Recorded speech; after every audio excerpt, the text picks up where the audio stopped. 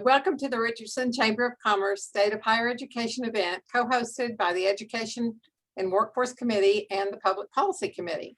I'm Debbie Richards with Dallas College, and I serve as one of the tri-chairs of the Education and Workforce Committee.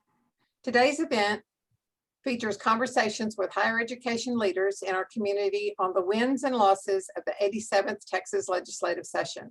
Our speakers today are Amanda Rockow, Vice President of Public Affairs at UT Dallas, Dr. Justin Lonyon, Executive Vice Chancellor of Dallas College, and Steve Matthews, Vice President of External Relations at Collin College. Amanda, is approaching her 15th year as Vice President of Public Affairs at UT Dallas, where she serves as the Chief Government and Community Relations Officer for the university. She is the past chairman of the Richardson Chamber and Dallas Friday Group, and currently serves on the boards of the Plano Chamber, Collin County, Judge Chris Hill's Business and Industry Council, the Dallas Friday Group, and the UTD Advisory Board for the School of Economic, Political, and Policy Sciences. She is a past board member of the Dallas Assembly, Executive Women of Dallas, the UT Dallas Public Institute of Public Affairs, and the Alumni Council for the Lamplighter School. Prior to her time at UT Dallas, Amanda worked for 10 years at the Dallas Regional Chamber, 7 of those as Vice President for Government Relations. She received her bachelor's degree from the University of Colorado at Boulder and her master's degree from UT Dallas. Dr. Justin Lonyon serves as Executive Vice Chancellor for Dallas College and has recently been named the sole finalist to serve as the 8th Chancellor for Dallas College. He joined Dallas College in 2005 and has oversight for strategic initiatives, government relations, finances, facilities, legal, risk management, safety and security, diversity, equity and inclusion, sustainability, supplier diversity, innovation and technology, human resources and professional development, board relations, marketing and communications, institutional effectiveness, and business continuity. Justin has previously led Dallas College's educational policy, workforce and economic development, and institutional research divisions. And in 2019, he was interim president at Brookhaven campus. Dr. Lonyon also serves on a variety of local boards, including United Way of Texas Board, YMCA of Metropolitan Dallas Advancement Committee, Dallas Baptist University Russell Perry Scholarship Committee, Dallas Father of the Year Board, Garland Chamber of Commerce, and on policy and education committees at Dallas Regional and North Dallas Chambers. Nationally, he is the immediate past president of the Task Force on Higher Education Government Relations for American Association of Community Colleges, American Association of State Colleges and Universities, Association of Public and Land Grant Universities, and the Council for Advancement and Support of Education. He also serves on the board of COMBAS, a consortium of leading community colleges from around the country. Dr. Lonyon earned his undergraduate degree in public administration from Missouri State University, his master's degree in public administration from University of North Texas, and his doctorate in management from the University of Maryland Global Campus. Steve Matthews serves as Vice President of External Affairs at Collin College, where he oversees communications, public affairs, and legislative advocacy.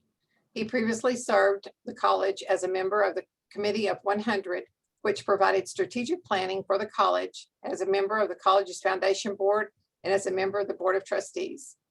Prior to Collin College, Steve served in the administration of Texas Governor Bill Clements, then spent 28 years at Atmos Energy, where he served as Director of Governmental and Public Affairs across the company's 8 state service areas. He is a past chairman of the board of the Allen, Frisco, and Plano Chambers of Commerce, and is a graduate of Leadership Allen, Leadership Allen, Leadership Plano, Leadership North Texas, and the best class 30 of Leadership Richardson. He holds a baccalaureate degree in political science from SMU and a master's in leadership and organizational development from UTD. And Bill Spruill's going to take the program from here. Thank you. Thanks, Debbie. I feel exhausted listening to all the things that these folks are responsible for, particularly Justin. I mean, no wonder you're the sole finalist, and you've done it all there at Dallas College. Anyway, it's great to have all of you on our panel today, and thanks to the audience for listening in. I think you're going to have a very informative session. There will be time for Q&A, so get ready to post your questions in chat, and I'll moderate that. I'm not going to apologize for the lack of a tie. I told Justin and Steve that, when that heating index goes over 100, Bill wears his chamber logoed polo shirt. And so I'm going to try to stay comfortable here. Anyway, so the first thing we're going to do is give our three panelists an opportunity just to talk in general about what's going on at their institution, high level, maybe 3 to 5 minutes, things that they would want you to know. We'll then go into kind of their perspective on what happened during the legislative session, and then we'll get into follow-up questions. So I want to start with Amanda. And Amanda, what's going on at UT Dallas? Sure. Hello, everyone. Can you hear me okay? Yep. Great. So UTD, we are so proud of our involvement in the Richardson Chamber.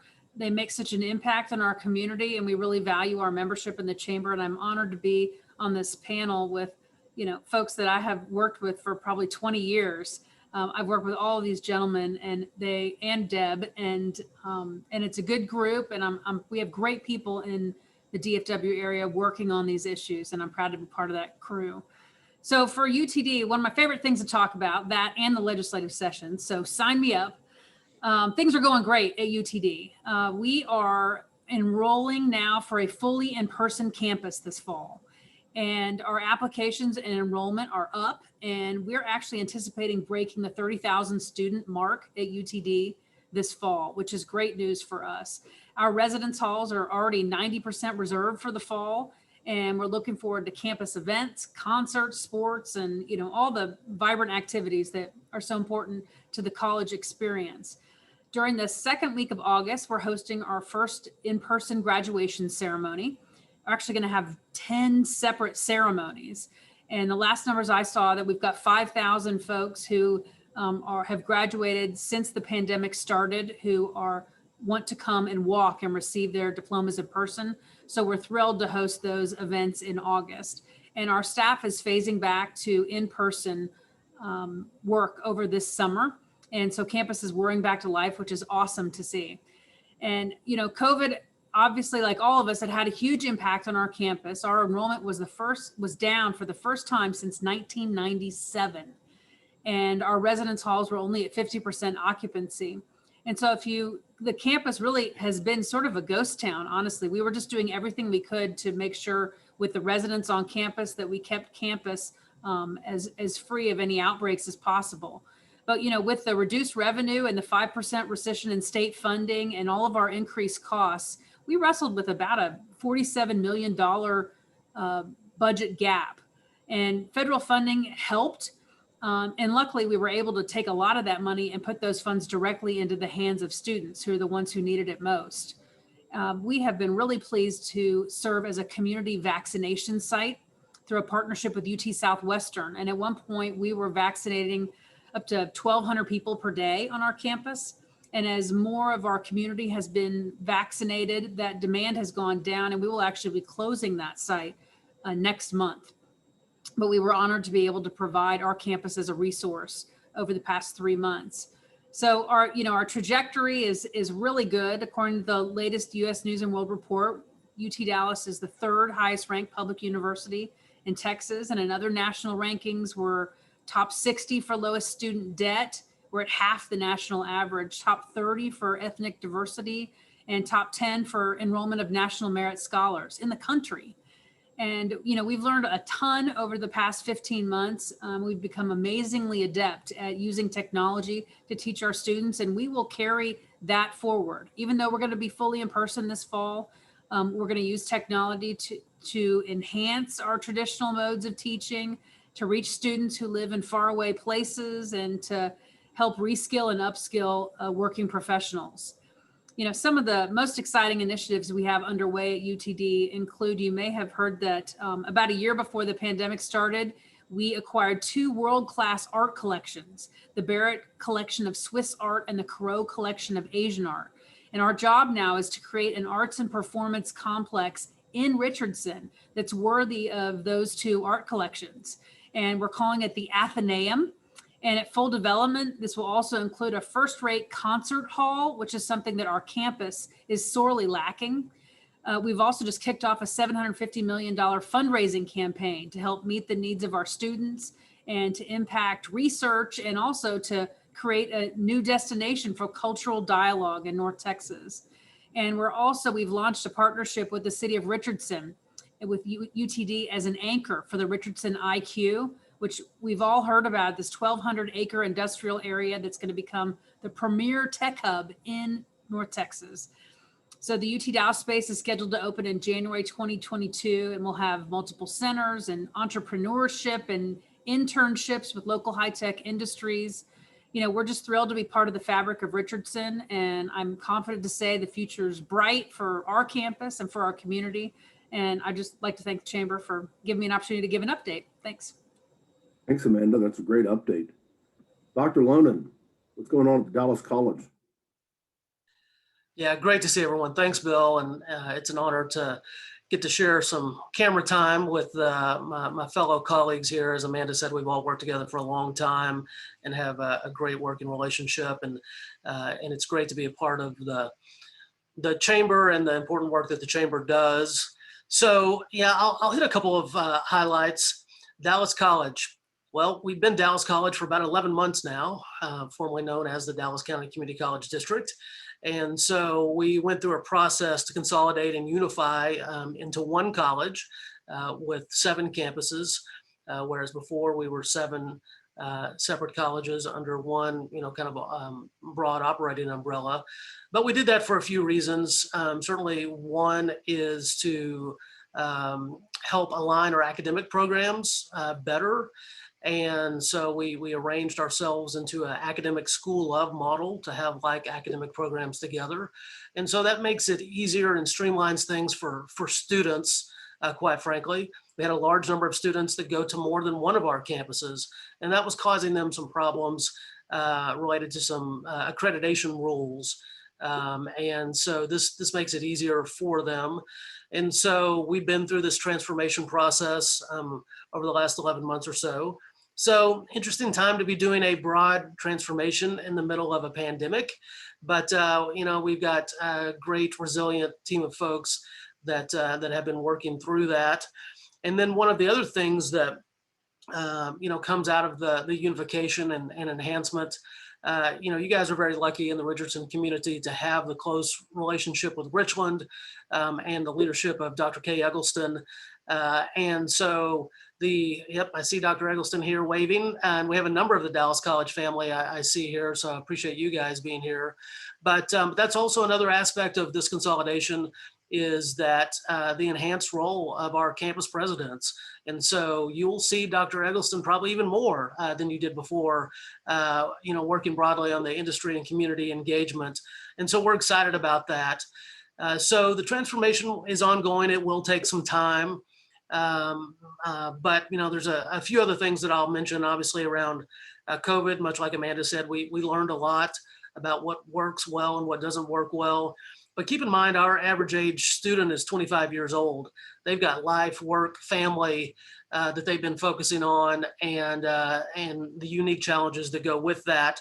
And so we've seen an enrollment decline during this time period as folks were otherwise engaged. And so we're really focused on trying to get those folks back. Certainly have seen a decline within millennials and African Americans and female students as well. So we've got strategies focusing on getting them back in.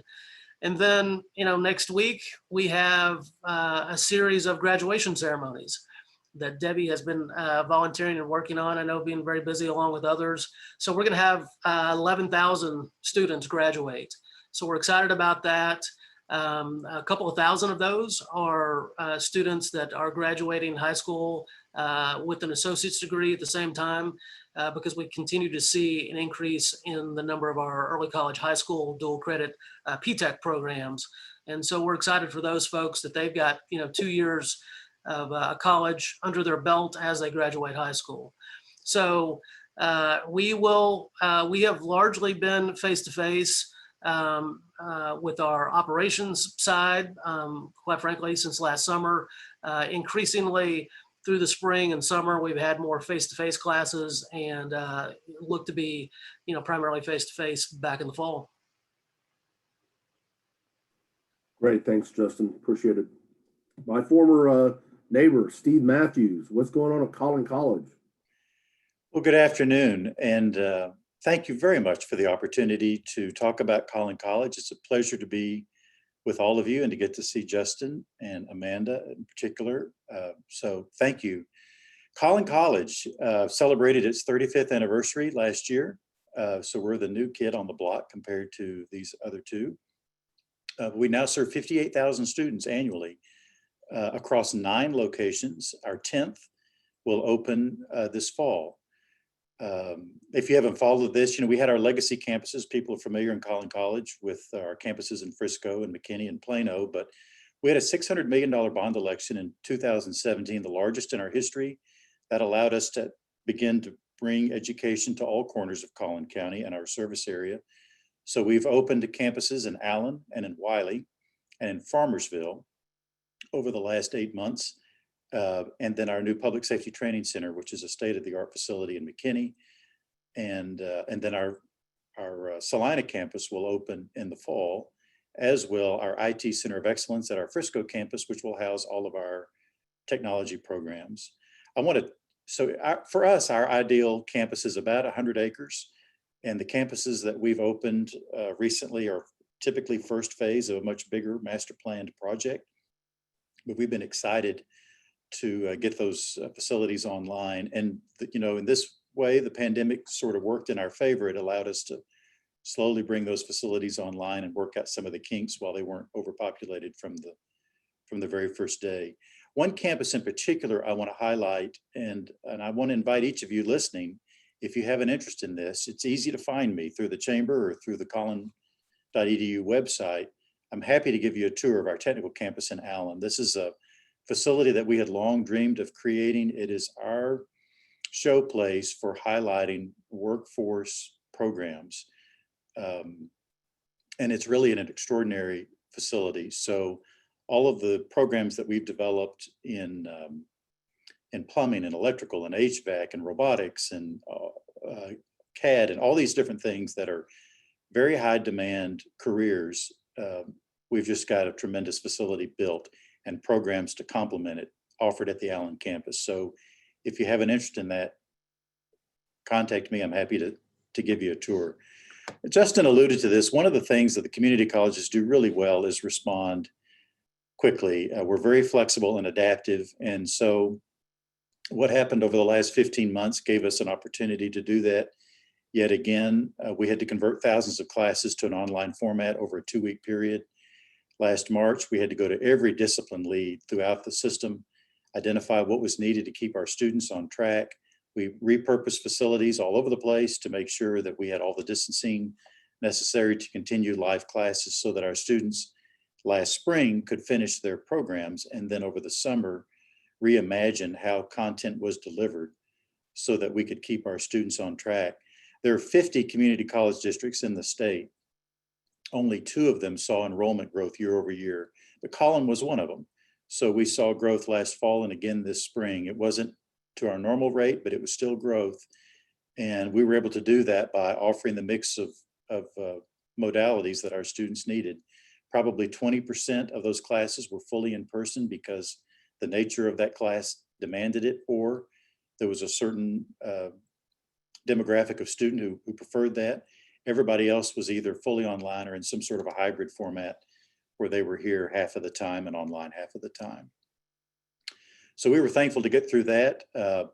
Like UTD, we have a full complement planned for the fall. So we'll be back in person with what we hope to be normal operations for the fall semester. I want to talk just a minute about the legislative session that we just completed, and then happy to take any questions that you've got. So one thing I wanted to share is back in 2017, the legislature approved the ability for community colleges of a certain size to offer baccalaureate programs. And they were specified in 3 areas: in nursing, in applied technology, and in applied science. And so for Collin College, that was an opportunity that we relished and we jumped on it quickly. We already had a nationally recognized center of nursing that's housed at our McKinney campus. We've converted that and offered a baccalaureate degree now in nursing. Our first students graduated in December, And so that baccalaureate program is fully underway. We only charge $55 a credit hour. We're the lowest in-district tuition in the state. So you can get a bachelor's degree in nursing at a very affordable rate. And then our second program is our Bachelor's of Applied Technology, which is in cybersecurity. That's offered at our Frisco campus. And that first group is now underway. The third program, assuming that we receive all the necessary accreditation and approvals, will begin in the fall of 2022, and that'll be an applied science degree in construction management, something we see a lot of. So we're looking for opportunities to offer these applied degrees in concert with our university neighbors, so that we provide something that is accessible and affordable and something that you can't get anywhere else in the region.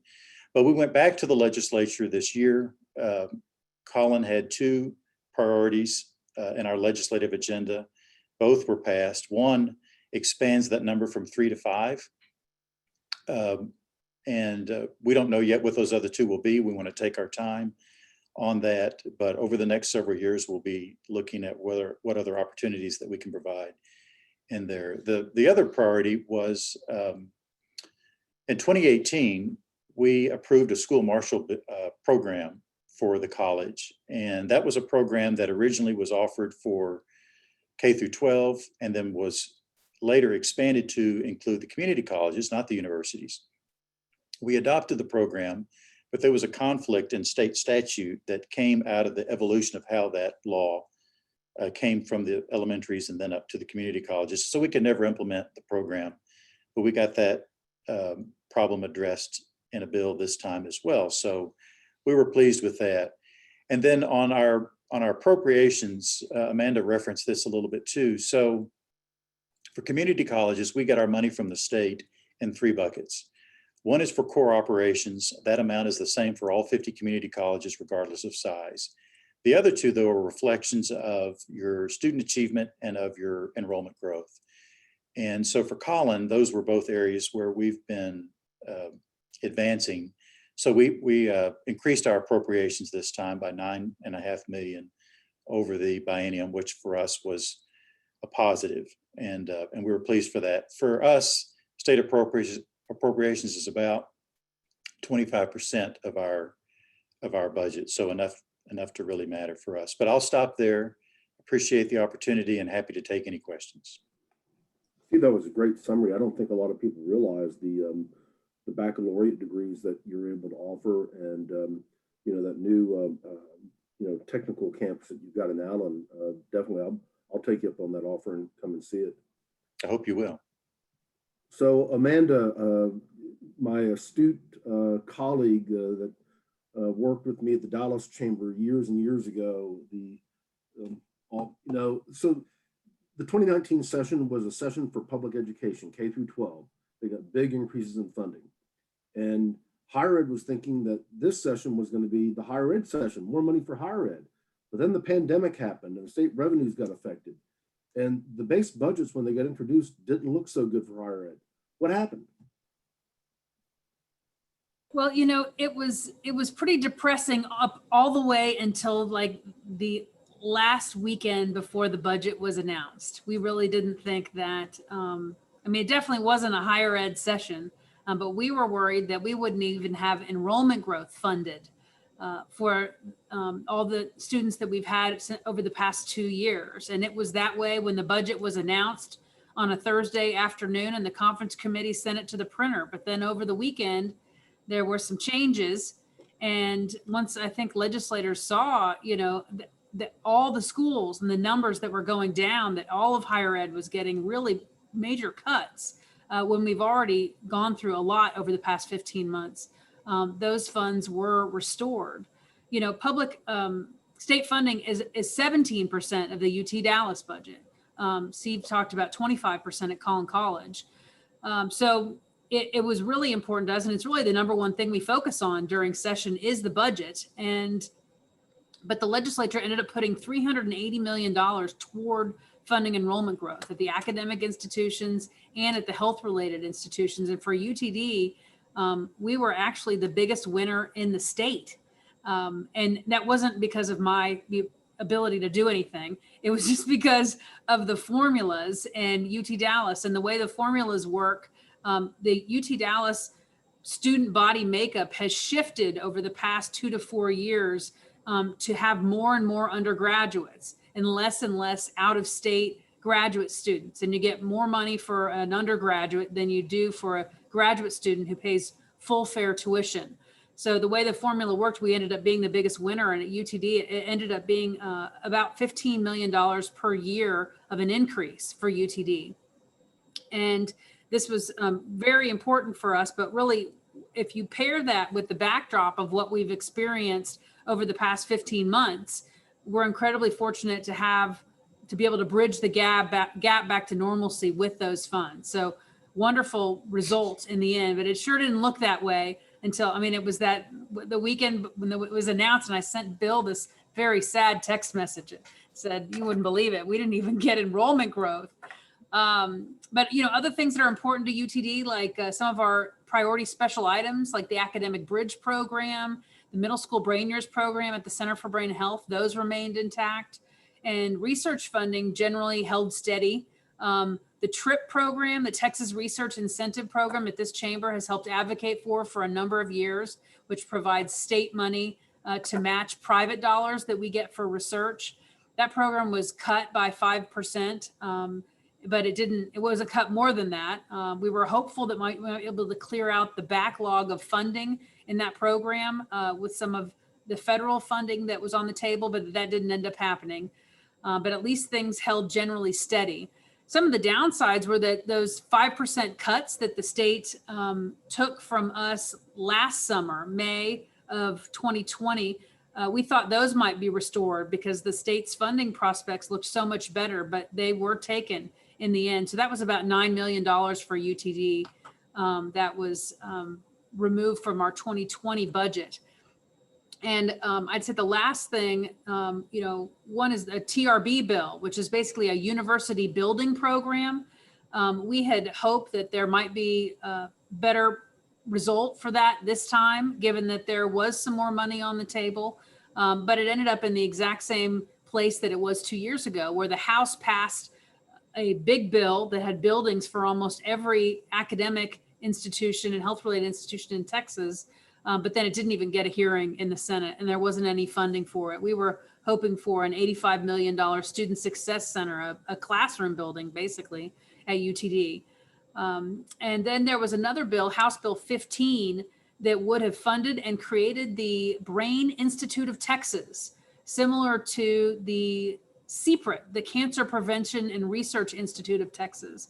Really just a program to help incentivize brain research in Texas. And UTD has a School of Behavioral and Brain Sciences and very active centers and researchers in this area. And we would have been a big beneficiary of that program had that come to fruition, but it got lost in a whole lot of politics. But I'd say all in all, despite the misery till the end, it ended up being a good session from UTD's perspective. It just was, the sausage making was especially ugly this time, I felt like. And I guess that's my report. A lot of Pepto-Bismol. Yeah. I remember that text. I think there might have been an emoji with a tear, Yeah. Daggers, things like that. Absolutely. Yeah. What a wild ride. And, only COVID. I mean, just crazy. And, the lack of a true interim set of hearings probably, inhibited a lot of other good things from getting done, including TRBs. And that's something you've got to work on, and everybody's got to come to agreement around it. And it just wasn't. And a lot of the committees didn't start meeting until almost the 60th day. It's crazy. Yeah, I think there were legislators that really hadn't even met each other, till 60 days in, and committees that had not talked at all. It was completely different. There was no runway for anything. It was and people weren't meeting. We met over. It wasn't until really March that the Capitol started to word of life and people were having in-person meetings. You had to get your armband. You had to knock on doors. You couldn't get in if you didn't have an appointment. It was just a whole different ball game. Yep. Dr. Lonan, how did Dallas College fare in the legislative session? Well, so as Amanda indicated, it was quite a ride. It was a little bit different for us because it's kind of the inverse of what Amanda said. Ours was pretty comfortable right until the end from a funding standpoint.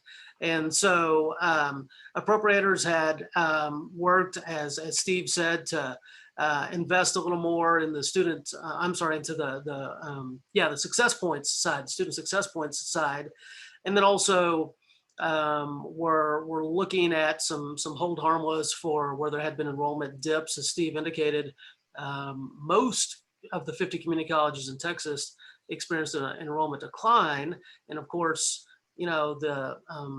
it's 2 years after the fact when the funding comes to support. So we'd all kind of been on enrollment increases rolling into the pandemic, and then saw the decline.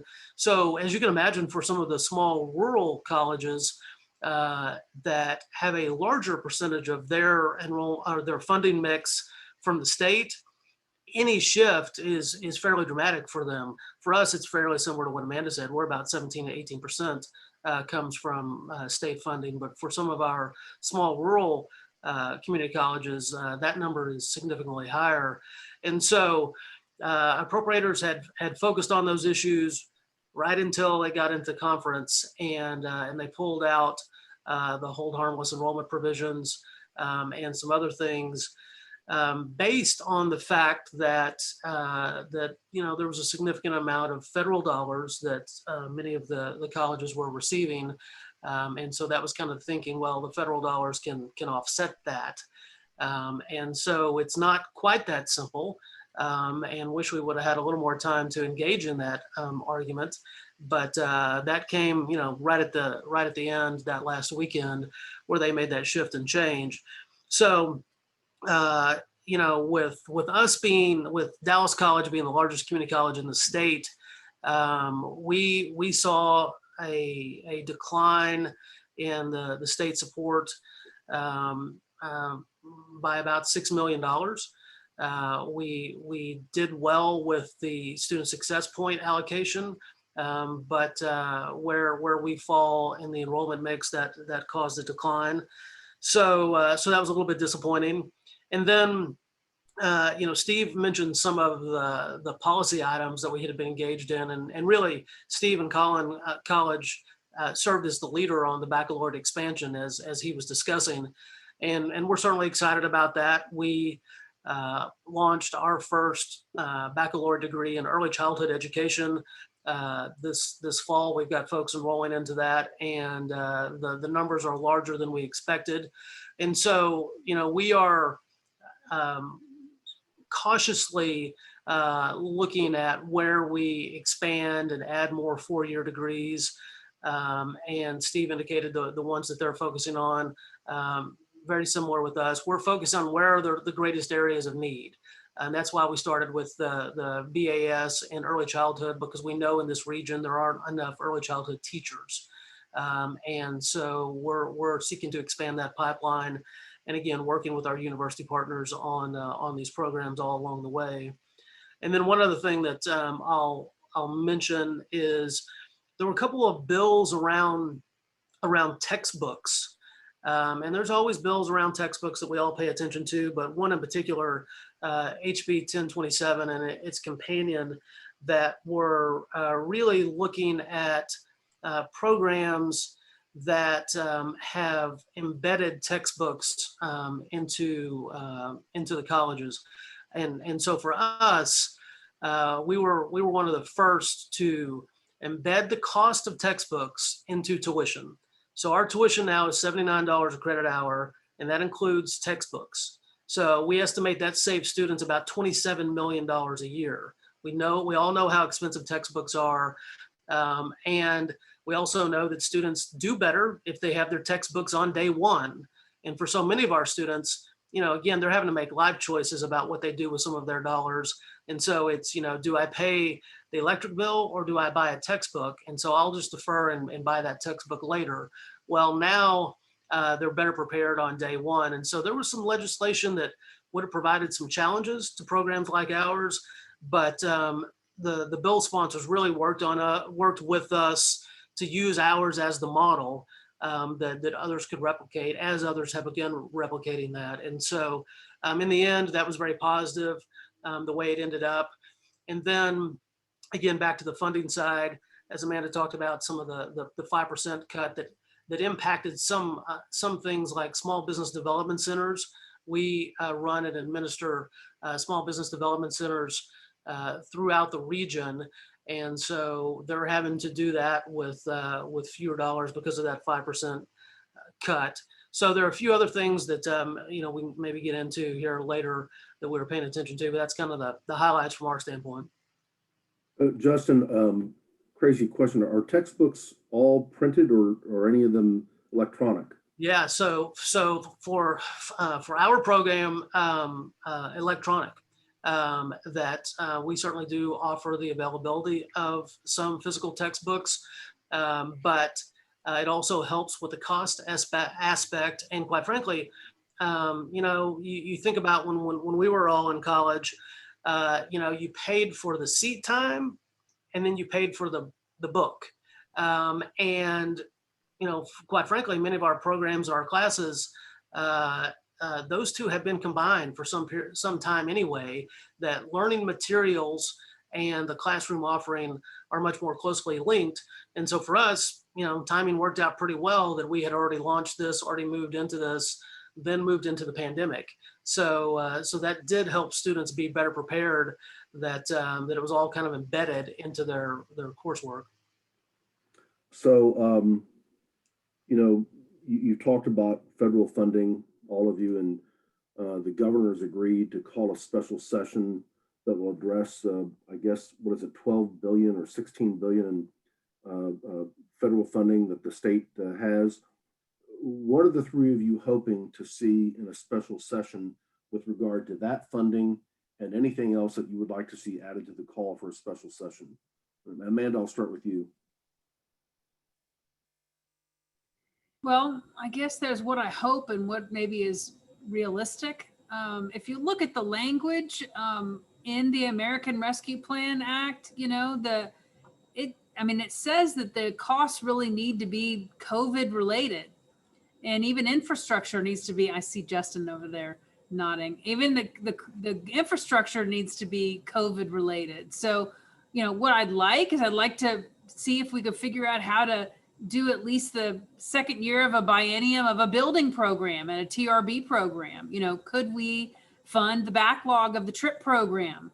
If you've got money to spend, especially if it's one-time money, something like funding money that's, this state match backlog that's, frankly earned by these universities from gifts back in 2017 through now, that's a perfect place to put that. So we'll be talking to our members about all of this, but from the way I read the language, it looks very narrow as to what they're going to be able to spend this money on. There's always tricks to the trade, but I would love to hear if my colleagues see it differently. Steve or Justin? So far, Collin has been awarded $45 million in CARES-related funding, and of that, 32 million is directly to students. Now, that's just what's been awarded, not what's actually been expended. And Amanda's right, it is very limited in scope as to how those dollars can be applied. We have a committee internally that's looking at identifying every possible application for those funds to see. I don't know if we'll even spend that. So I think for a special session, we'll just be monitoring what gets added and what the potential impact might be, but no more engagement than that. Yeah, for us, Amanda's right. There is a narrow reading and interpretation in the application sometimes, and then in the flip side, as I indicated with our funding conversation, they might have been thinking it could be a little bit broader, and so we'll try to stick with that argument and try to fill some of the gaps that they left community colleges with the budget out of that 16 billion. And then as Steve said, as an institution, we've certainly received a large number of dollars, federal dollars, that we are looking at how we can build that into our infrastructure, as Amanda was talking about. In May 2019, the voters supported a $1.1 billion bond campaign. And so we are beginning in earnest of focusing on the implementation of that. And one thing that this pandemic certainly helped us, all of us, is the need for technology infrastructure within the classroom. So the availability within some of our instructional space to do more hybrid. So we have folks, face to face, but also those that may be remote. And so we have certainly learned we need some technology enhancements out of that. And so we'll be focusing on that. But hopefully this special, there will be a openness and a willingness to talk about the use of those federal dollars to support our institutions. So there are some other bills that, I'm sorry, go ahead, Amanda. Well, I just wanted to also add from a policy perspective, I don't think there'll be any higher ed issues added either on the policy side that the governor would add when we have these special sessions. I might have thought before, but once things kind of broke down toward the end of the session and the election bill stalled, and then they weren't able to do the bail reform bill. And then, we hear a lot of talk about bringing back all the taxpayer funded lobbying and the, transgendered athlete bill and all these things. I think that the special sessions are going to be, there's going to be a lot of red meat issues. And I just don't think that higher ed is going to end up having much of a blip on the radar. That's my 2 cents. Yeah, totally agree. I do too. So there were some bills that passed that the governor signed into law that are going to affect your institutions. And I'll start with you, Justin. Tell us about this Community College Finance Commission. What's it supposed to do? What's the outcome? Yeah.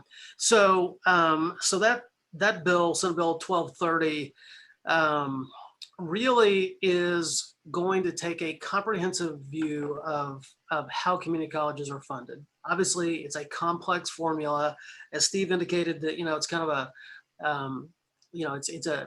there's a three-legged stool in which our institutions are funded, from tuition, local tax revenue, and then the state support. And so the state portion and formula has not been reviewed, looked at in some time. And then you heard me talk about earlier about the differences amongst institutions of that enrollment mix. So again, while our here in Dallas College, our largest percentage of our enrollment mix is from the local tax base, the generosity of Dallas County taxpayers. And so we account for about 4% of your tax bill. And so with a large tax base, that allows us to do many of the things that we do. You don't have to go too far within the region where, like Paris Junior College, they're more about 65%, I think, in that range, dependent on tuition dollars. And so there's about 6 different business models that we have identified in the way the community colleges are funded. And so it's uneven throughout the region. And so that's really what this commission will take a look at. How can they normalize, provide a little more stability for institutions? And again, you think about some of the small rural institutions that have real up and down swings within these things. And so that commission will have members appointed by legislative leaders, the Texas Association of Community Colleges will work with them, and take time over this next year to really study the issues and try to come up with some recommendations for the legislature. Amanda, UT Dallas is a recognized research university, and years ago, after the Emerging Technology Fund kind of went away, a different program, but similar to a portion of the ETF, was established called the Governor's University Research Initiative, or often called GURI. And it had pretty strict, guidelines or legislation in terms of, what kind of researchers could be recruited to Texas using those funds. But something happened. There was a bill that got passed to broaden GURI. What happened there? Well, it's actually one of the really bright shining stars for us this session.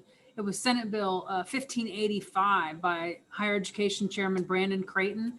It was carried in the House by Dallas area Representative Tan Parker from Flower Mound, who's a good friend. And the bill expands eligibility for these GURI grants that Bill mentioned. So the governor put forward this program, I want to say 6-8 years ago. And when he did, 6 years ago, and when he did, it was limited. It's a way for Texas universities to recruit rock star faculty. But the way that it's written, they have to be like the highest echelon of rock star and be a Nobel laureate or a member of one of the national academies, engineering, medicine, or sciences. And those folks are incredibly well fed at their institutions and really hard to move. And they're like moving a small city. They have all this federal money, research grants. They have postdocs working with them. And so you move the whole group when you move them. And the way these honoraries, these awards work, people often get them a lot later in their careers as well. And so we've been arguing since the program started that this should also be eligible for folks that maybe will become National Academy members while they're on our campus, or folks that are incredibly accomplished in their fields, have gotten major career awards that we might actually be able to move here. So you can get grants for up to $5 million to recruit these folks to Texas, and you apply to the governor's office, and a committee looks at it and decides. And frankly, Texas hasn't been able to give out that many because it is so hard to recruit these folks. So this session, the bill passed to expand it. And we'll be working with the Higher Education Coordinating Board this summer to come up with a list of alternate recognitions and awards that would also make sense and show promise, and maybe a level of research funding that these folks have to be able to bring them here. And hopefully we can recruit those people to Texas. There's a $40 million on the table for this initiative. And so, you can get up to $5 million. And I think that as soon as we get organized and the coordinating board gets organized with how they're going to review the new applications, there's going to be a line fast, and that money's going to be gone. And so UTD, we're looking right now as to who it is that we could use, that who would be good candidates for this program. And it should be a real positive development for UTD and for all research universities, frankly. Yeah, that is really good news. I know that we've been advocating for quite some time to, change the criteria because frankly, while Nobel laureates are great, bragging rights to say I've got a Nobel laureate on my faculty, they're frankly past their research prime. And you want those up and comers who want to be a Nobel laureate that are really productive to come here. So that's good news. Glad to hear it. Steve and Justin, there are a number of things that happened on the workforce development front dealing with kind of a tri-agency initiative involving coordinating board, the Texas Education Agency, and the Workforce Commission, and also something called the TRUE initiative, Texas Reskilling and Upskilling Through Education. Tell us about those two things and what they mean for community colleges and workforce development. Sure, I'll dive in first, and Steve can fill in the blanks that I'll leave out. But the TRUE initiative, we're really excited about. It's actually something that we came up with here at Dallas College and pitched to legislative leaders. At the time, we were calling it 300 by 300, 300,000 jobs in 300 days. And it grew into this legislation, Senate Bill 1102. And what this would do would provide some funding that community colleges could make application for rapid response workforce programs.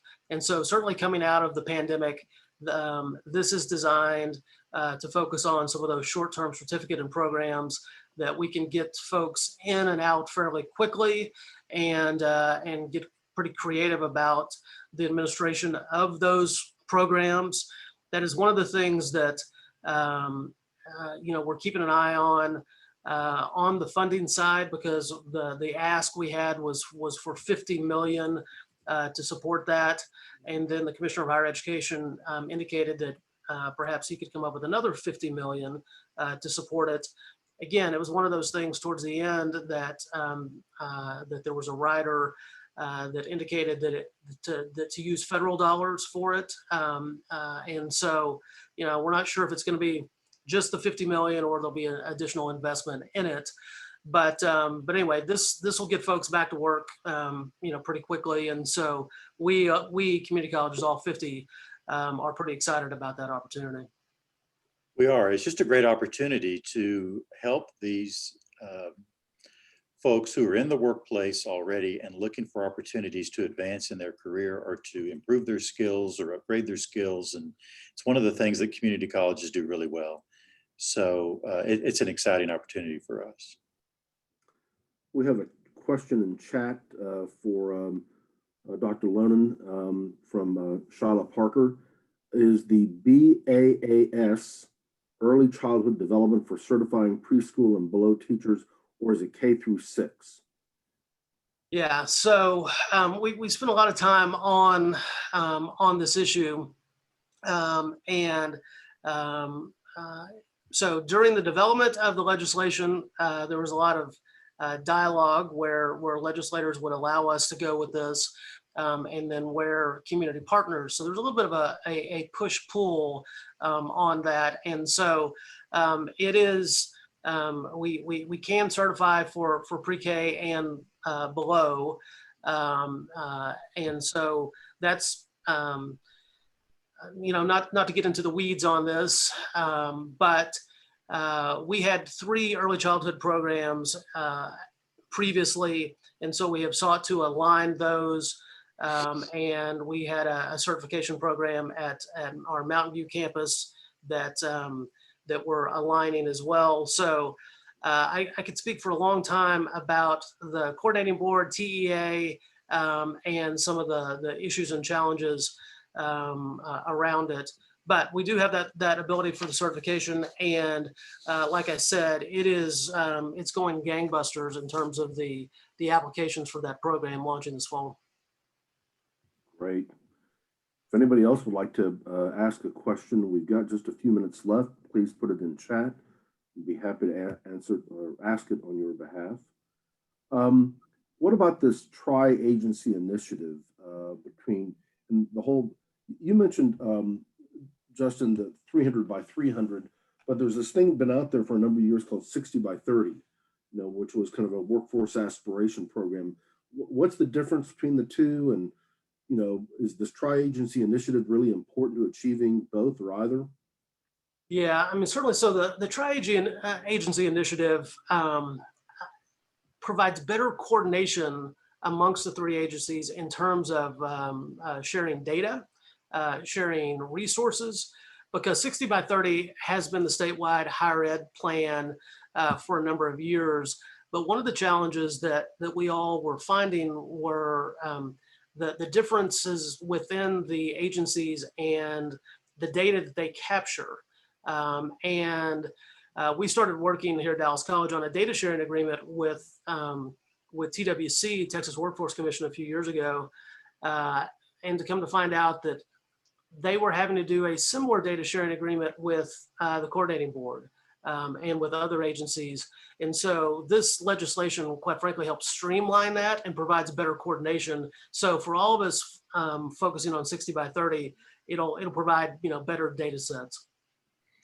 And just for those who aren't in the space every day, 60 by 30 is, and Justin can correct me if I get this wrong, it's 60% of all adult students having a degree or certification by the year 2030, right? Okay. So that's the goal that the state has set. It's an aggressive goal, and we're just looking at every opportunity we can to achieve it. We're pretty much getting out of time, so just want to ask our 3 panelists if you have any final comments, and I'll start with you, Amanda, and then go to Justin and Steve. I guess what I would just like to say is I'd like to thank the Richardson Chamber for your continued putting higher ed on the front burner. You know, as public, as agents, as someone who works at a state agency, I'm not allowed to advocate, push for legislation. I am only allowed to actually communicate the impact of different bills and the costs of different funding models. And the fact that the Richardson Chamber has been such a great advocate and someone who is always putting higher ed out there is something that's important for the business community that we need to keep their eye on. I just want to thank the Chamber for being so strong for us and for working every session to help move the ball for us. It's important to the business community and to the entire community. And that's why you've got not just our chamber, but every other chamber in this region pulling for you in the community colleges. Dr. Lennon? Yeah, no, I would certainly echo Amanda's comments. This chamber is such a leader in the region, focusing on education issues and workforce issues. And we set at that intersection of the two, and appreciate the engagement and support and partnership, quite frankly, and the partnership that we have with our ISD partners. I know some that are joining us here today, and then with our university partners like Amanda and UTD, that we are really focused on smoothing out that pipeline, the handoff from K through 12 to us, to university, to workforce. And the chamber just plays such an important and central role in that. So really do appreciate it. Always enjoy working with my friends in education and higher education. Steve? Well, and to Justin's point, UT Dallas is we send more students to UT Dallas than any other institution. Amanda, I'm wearing orange for you today. But anyway, it's a pleasure to be part of this conversation. Bill, thank you very much for including us and for hosting. And Absolutely. Steve is our recent graduate. I love it. He I got is. my diploma yesterday. What'd you say? I got my diploma yesterday. I love it. That's wonderful. Yeah. Congratulations, Steve. Way to go. Thank you. And Justin, congratulations to you for being announced as the sole finalist to take over the chancellor's job once Chancellor May steps down. The board couldn't have made a better choice. And I've worked with you you were just a kid. You still look like a kid. Yeah, I get more gray hair than I used to, but yeah, I mean, obviously we've known each other for 20 something years, back when you and Amanda were at the Dallas Regional Chamber. And obviously it's a tremendous honor that the board has the faith and confidence that I can follow Dr. May, who has certainly has a high bar and big shoes to fill, but we've got a lot to do to complete this transformation, and then to continue building from there. And so really excited about it. And we've certainly got a great team to support that work. That's great. Well, Debbie or Raul, will one of you close us out? You're on mute. Thank you. I just want to thank Justin and Amanda and Steve for joining us today, and for everyone who signed on for this session, and to look at the chamber calendar for upcoming events. And at any time you want to join the Education and Workforce Committee or the Public Policy Committee, please feel free to come to our meetings. And thank you again. Bye-bye.